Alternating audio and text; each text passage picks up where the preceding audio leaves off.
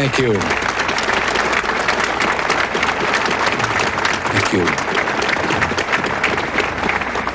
Senator Hatfield, Mr. Chief Justice, Mr. President, Vice President Bush, Vice President Mondale, Senator Baker, Speaker O'Neill, Reverend Mumaw, and my fellow citizens. To a few of us here today, this is a solemn and most momentous occasion. And yet in the history of our nation, it is a commonplace occurrence. The orderly transfer of authority as called for in the Constitution routinely takes place as it has for almost 2 centuries, and few of us stop to think how unique we really are. In the eyes of many in the world, this every 4-year ceremony we accept as normal is nothing less than a miracle. Mr. President, I want our fellow citizens to know how much you did to carry on this tradition. By your gracious cooperation in the transition process, you have shown a watching world that we are a united people, pledged to maintaining a political system which guarantees individual liberty to a greater degree than any other. And I thank you and your people for all your help in maintaining the continuity which is the bulwark of our republic.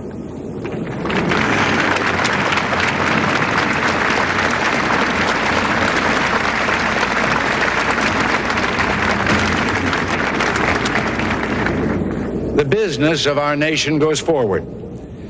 These United States are confronted with an economic affliction of great proportions. We suffer from the longest and one of the worst sustained inflations in our national history. It distorts our economic decisions, penalizes thrift, and crushes the struggling young and the fixed-income elderly alike. It threatens to shatter the lives of millions of our people. Idle industries have cast workers into unemployment, human misery, and personal indignity. Those who do work are denied a fair return for their labor by a tax system which penalizes successful achievement and keeps us from maintaining full productivity. But great as our tax burden is, it has not kept pace with public spending.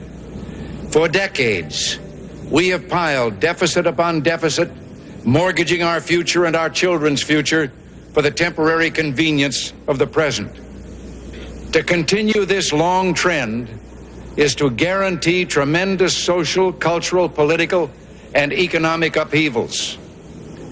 You and I, as individuals, can, by borrowing, live beyond our means, but for only a limited period of time. Why then should we think that collectively, as a nation, we're not bound by that same limitation? We must act today in order to preserve tomorrow. And let there be no misunderstanding. We're going to begin to act beginning today.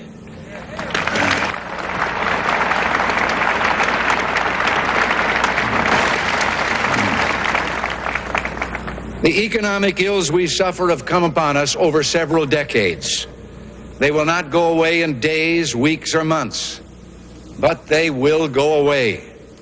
They will go away because we, as Americans, have the capacity now, as we've had in the past, to do whatever needs to be done to preserve this last and greatest bastion of freedom. In this present crisis, government is not the solution to our problem. Government is the problem.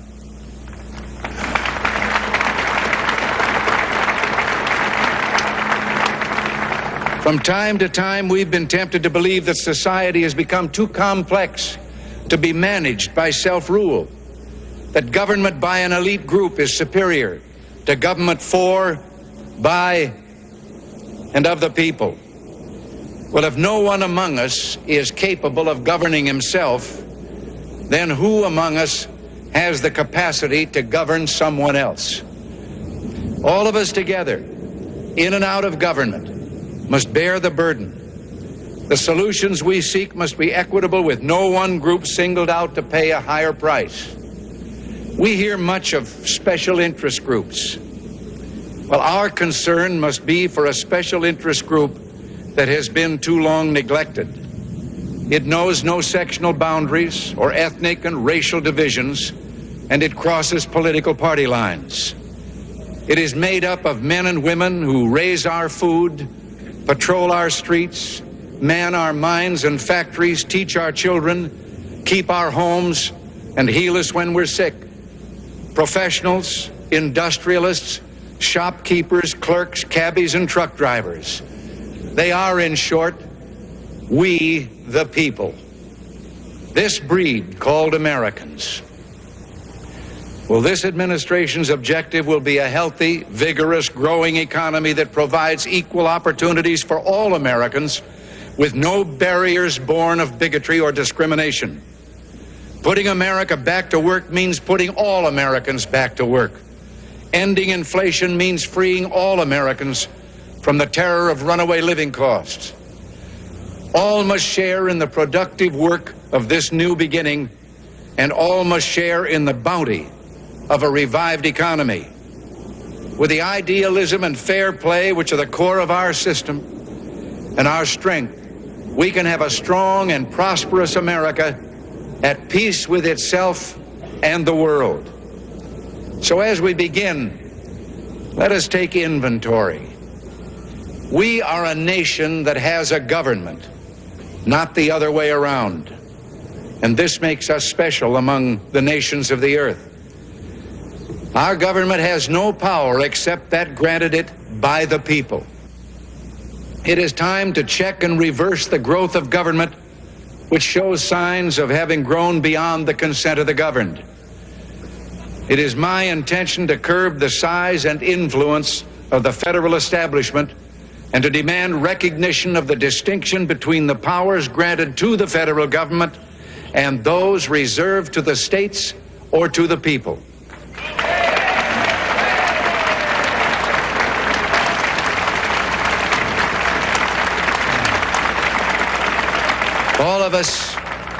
All of us need to be reminded that the federal government did not create the states.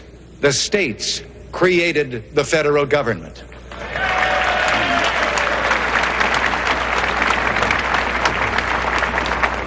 Now, so there will be no misunderstanding, it's not my intention to do away with government. It is rather to make it work with us, not over us, to stand by our side, not ride on our back. Government can and must provide opportunity, not smother it. Foster productivity, not stifle it. If we look to the answer as to why for so many years we achieved so much, prospered as no other people on earth, it was because here in this land we unleashed the energy and individual genius of man to a greater extent than has ever been done before. Freedom and the dignity of the individual have been more available and assured here than in any other place on earth. The price for this freedom at times has been high, but we have never been unwilling to pay that price. It is no coincidence that our present troubles parallel and are proportionate to the intervention and intrusion in our lives that result from unnecessary and excessive growth of government. It is time for us to realize that we're too great a nation to limit ourselves to small dreams. We're not, as some would have us believe, doomed to an inevitable decline. I do not believe in a fate that will fall on us no matter what we do. I do believe in a fate that will fall on us if we do nothing. So with all the creative energy at our command, let us begin an era of national renewal. Let us renew our determination, our courage, and our strength. And let us renew our faith and our hope. We have every right to dream heroic dreams. Those who say that we're in a time when there are no heroes, they just don't know where to look. You can see heroes every day going in and out of factory gates. Others, a handful in number, produce enough food to feed all of us and then the world beyond. You meet heroes across a counter, and they're on both sides of that counter. There are entrepreneurs with faith in themselves and faith in an idea who create new jobs, new wealth, and opportunity.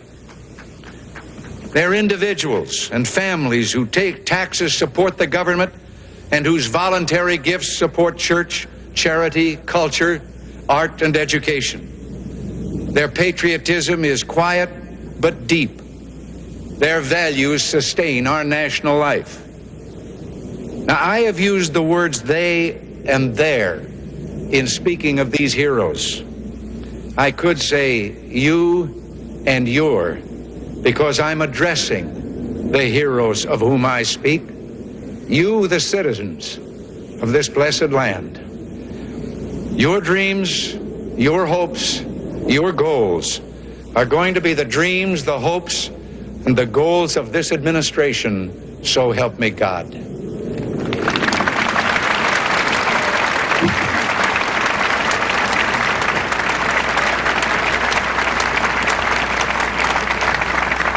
We shall reflect the compassion that is so much a part of your makeup. How can we love our country and not love our countrymen? And loving them, reach out a hand when they fall, heal them when they're sick, and provide opportunity to make them self-sufficient so they will be equal in fact and not just in theory. Can we solve the problems confronting us? Well, the answer is an unequivocal and emphatic yes. To paraphrase Winston Churchill, I did not take the oath I've just taken with the intention of presiding over the dissolution of the world's strongest economy. In the days ahead, I will propose removing the roadblocks that have slowed our economy and reduced productivity. Steps will be taken aimed at restoring the balance between the various levels of government. Progress may be slow, measured in inches and feet, not miles, but we will progress. It is time to reawaken this industrial giant, to get government back within its means, and to lighten our punitive tax burden. And these will be our first priorities, and on these principles there will be no compromise.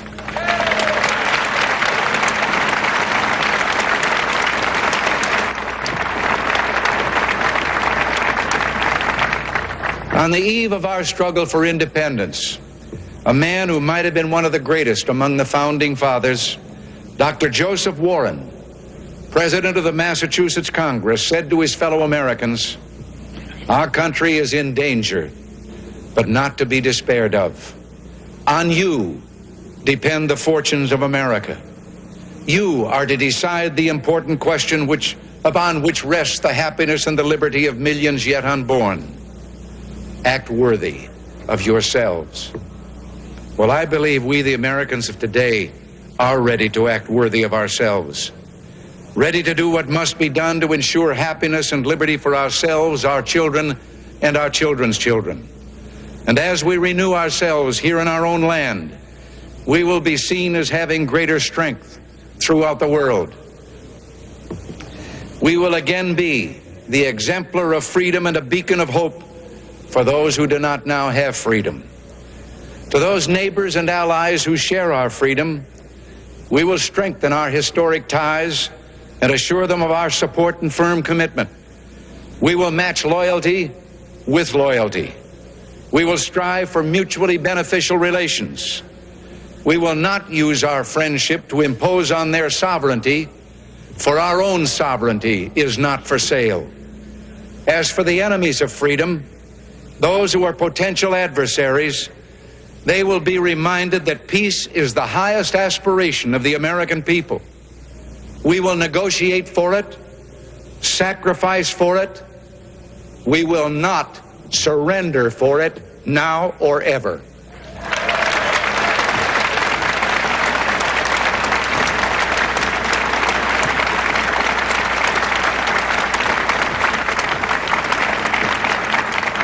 Our forbearance should never be misunderstood. Our reluctance for conflict should not be misjudged as a failure of will. When action is required to preserve our national security, we will act. We will maintain sufficient strength to prevail if need be, knowing that if we do so, we have the best chance of never having to use that strength. Above all, we must realize that no arsenal or no weapon in the arsenals of the world is so formidable as the will and moral courage of free men and women. It is a weapon our adversaries in today's world do not have. It is a weapon that we as Americans do have. Let that be understood by those who practice terrorism and prey upon their neighbors. I'm